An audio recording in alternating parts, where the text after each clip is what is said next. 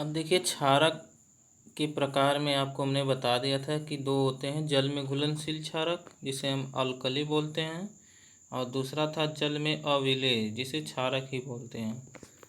तो आपको जो पढ़ना है पहला टॉपिक है उसका नाम है जल में घुलनशील क्षारक।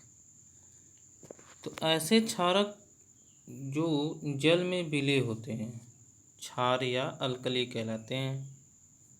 कहने का तात्पर्य अगर आप क्षारक को जल में डालेंगे, कोई भी क्षारक है, तो वह जल में घुल जाएगा, और जल में जब घुल जाएगा तो वह OH आयन देगा, ठीक, और कोई भी धातु जो है वो प्लस आयन में हो जाएगी और OH आयन भी रहेगा।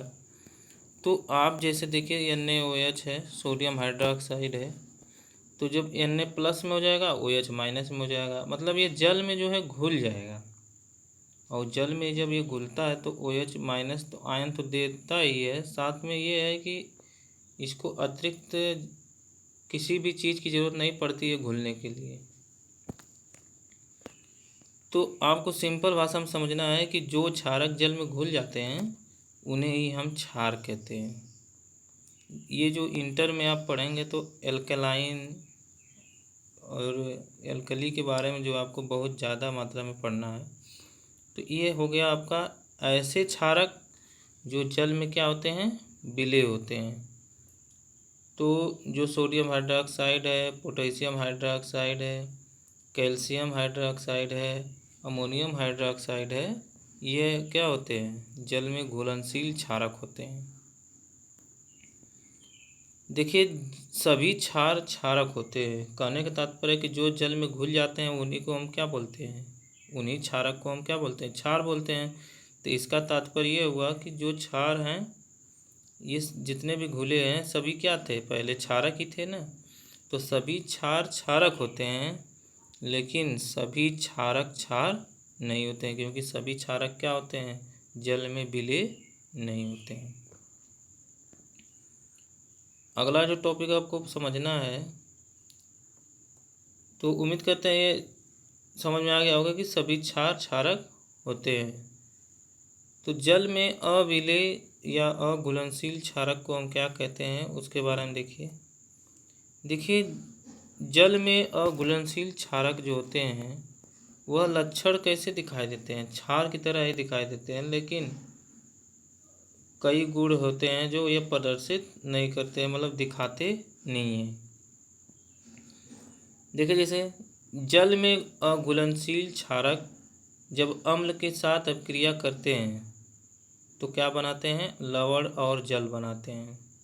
अभी आपको हम आगे जो हेडिंग है उसमें हम बताएंगे कि कैसे अम्ल और क्षारक अपक्रिया करते हैं। पहले आपको सिर्फ समझना है यहाँ पर कि जो अघुलनशील क्षारक होते हैं वह लवण और जल बनाते हैं, किसके साथ अपक्रिया करके, अम्ल के साथ, परंतु क्षार के अन्य गुण क्या करते हैं, प्रदर्शित नहीं करते हैं। कहने का तात्पर्य यह हुआ कि यह जो है कई लक्षण होते हैं जो प्रदर्शित नहीं करते हैं। जैसे आप ही देखिए जो आदि मानव होते हैं, जो वनमानुष होते हैं, वो खड़े होकर चल सकते हैं, इंसान भी खड़ा होकर चल सकता है, लेकिन आप क्या उनके जैसे आप दिखते हैं या आपके जैसे वो दिखते हैं, नहीं, क्योंकि उनके कई गुण होते हैं जो हम हमारे जैसे नहीं होते हैं, और हमारे जो गुण होते हैं वो उनके जैसे नहीं होते हैं। तो ऐसे ही क्या होते हैं, जो जल में अघुलनशील क्षारक होते हैं वो कुछ लक्षण तो दिखाते हैं, लेकिन कुछ लक्षण जो होते हैं वो उनके मिलते नहीं हैं क्षार से। जैसे है Fe2O3 ferric oxide, ZnO zinc oxide, ferrous oxide, aluminium oxide, copper hydroxide,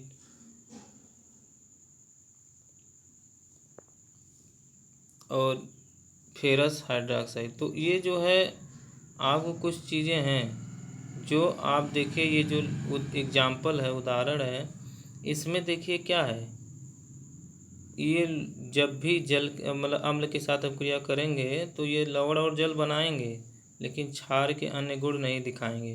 क्योंकि देखिए फेरिक ऑक्साइड में जिंक ऑक्साइड में OH आयन है, नहीं है। तो यह लक्षण दिखाते हैं लेकिन कुछ गुण इसके मिलते नहीं हैं। अगला टॉपिक है, आपको पढ़ना है क्षार के सामान्य गुण। देखिए, क्षार के सामान्य गुण में आपको जो पढ़ना है, यह सिंपल चीज़ें हैं कि जो क्षार होते हैं उन्हीं को हम भस्म बोलते हैं, क्षारक बोलते हैं। तो जो भस्म होते हैं, क्षारक होते हैं, स्वाद में कड़वे या तीखे होते हैं।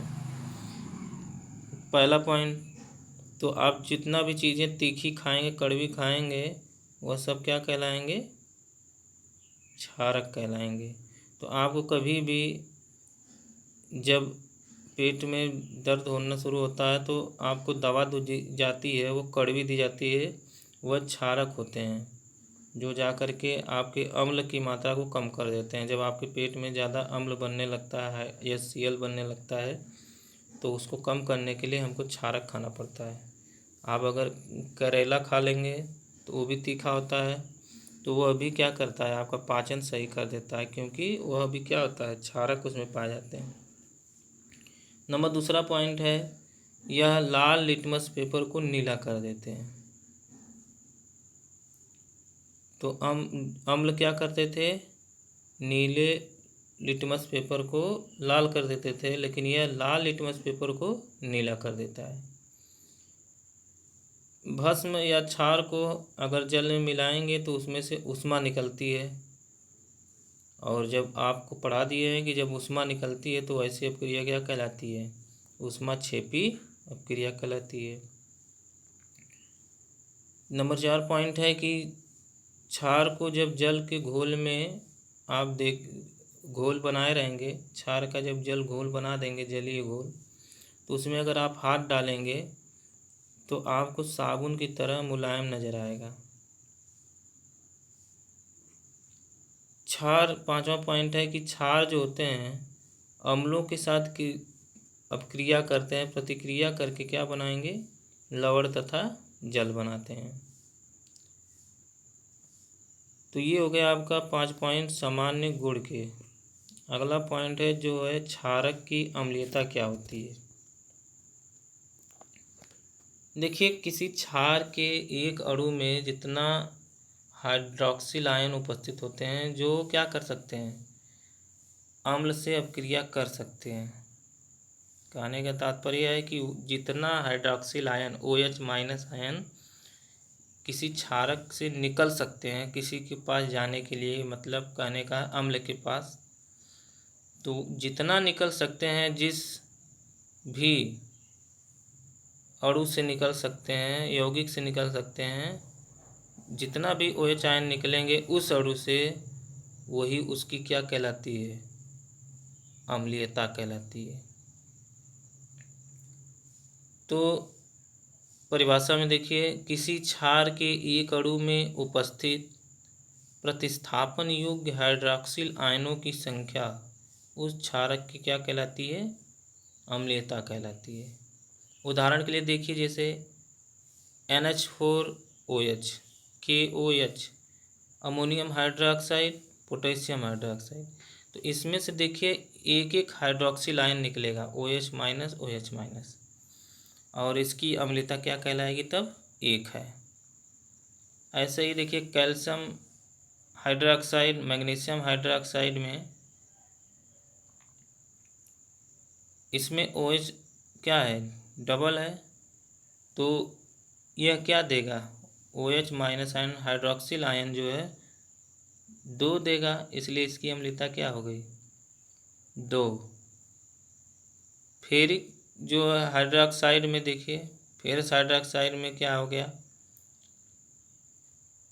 तो FeOH जो थ्राइस है, तो इसमें देखिए हाइड्रॉक्सिल आयन कितना है, 3 है।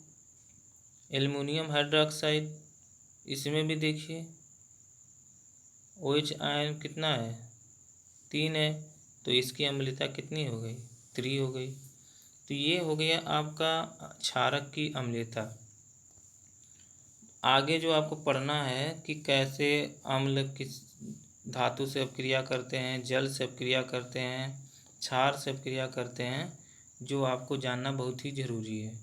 और यह टॉपिक जो मेन आपकी शुरू होने वाली है, जिसमें आपको ज़्यादा दिमाग लगाना पड़ेगा, वह कल से शुरू होगी।